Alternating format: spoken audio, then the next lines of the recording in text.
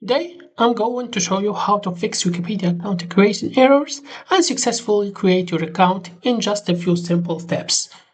If you are trying to sign up on Wikipedia and it keeps showing in error, don't worry, this is very common and easy to solve. First, make sure you are not using a VPN because VPN might block some IP addresses that look suspicious.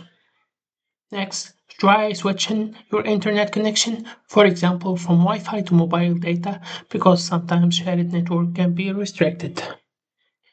If that still doesn't work, open the page in incognito mode or clear your browser cookies and cache. Also, try using a different browser like Chrome or Firefox, because sometimes the issue comes from the browser itself. Make sure your username is simple and not already taken, and avoid username that look like brands or advertisement. Another important step is to complete the CAPTCHA carefully, since failing it can stop account creation. And finally, if nothing works, wait a few hours and try again because sometimes Wikipedia temporarily limits the new account creation.